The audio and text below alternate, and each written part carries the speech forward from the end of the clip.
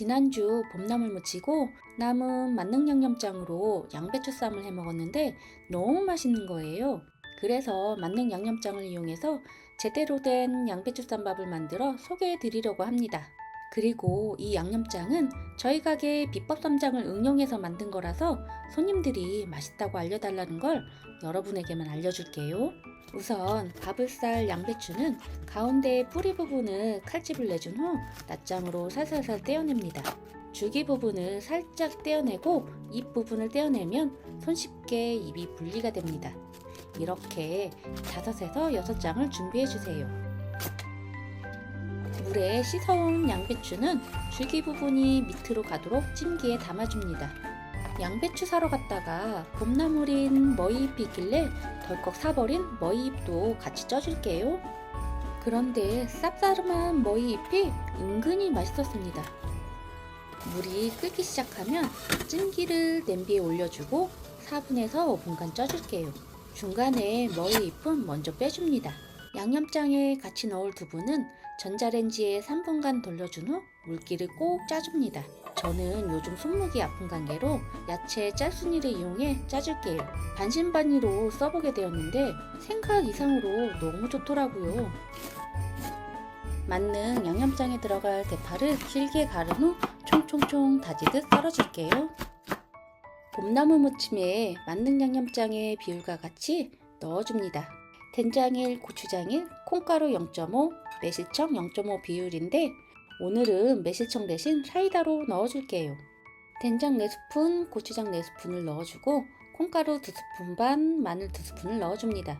대부분의 가게들이 쌈장에 소주와 사이다만 넣지만 저희처럼 쌈장에 콩가루까지 넣지는 않더라고요.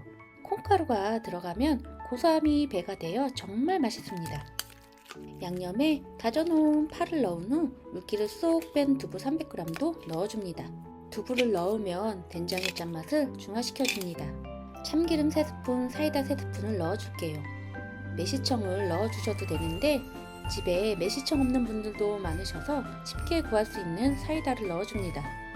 이제 모든 양념이 골고루 섞이게 섞어주는데 두부를 잘게 으깨면서 섞어주세요. 여기 쌈장에 참치를 넣어도 좋고 견과류를 넣어도 맛이 좋습니다.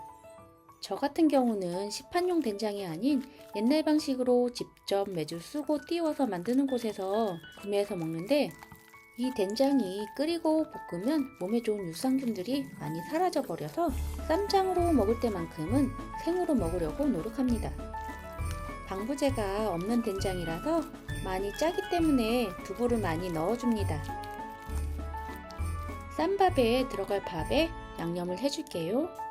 참기름 2스푼, 참깨 2스푼을 넣어주고 소금을 아주 살짝 넣어줄게요. 밥에 양념이 골고루 섞이게 섞어줍니다. 소금 폭탄 걸리면 안 되니까요. 양배추의 두꺼운 줄기 부분을 잘라주고 부드러운 넓은 잎 부분만 이용하여 쌈을 싸줄게요. 한 입 크기의 밥을 양배추 위에 올려준 후 양옆을 감싸주면서 돌돌 말아줍니다.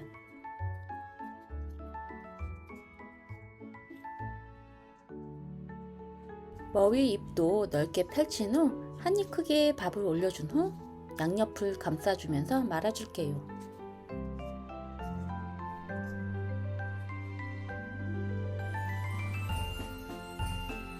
같은 방식으로 밥을 올려주고 돌돌돌 말아줍니다.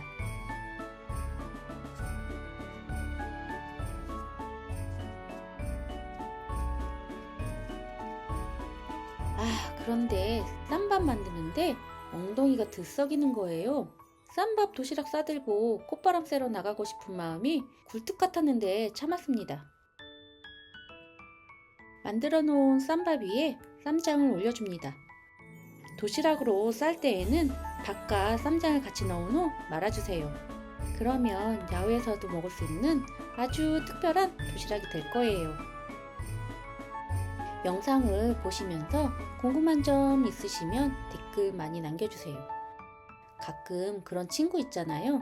친하지는 않지만 알고 있으면 도움이 되는 친구. 그래서 알고 있으면 언제든 도움이 될 수 있는 항상 좋은 영상과 생활에 도움이 되는 정보를 전달하고자 노력하는 사람이 되려고 합니다. 그러니까 구독과 좋아요 꾹 하고 눌러주세요. 매콤한 청양고추도 곁들여 올려줍니다. 어렵지 않으니까 꼭 한번 만들어 보세요. 오늘도 행복한 하루 보내시고 다음에 또 만나요.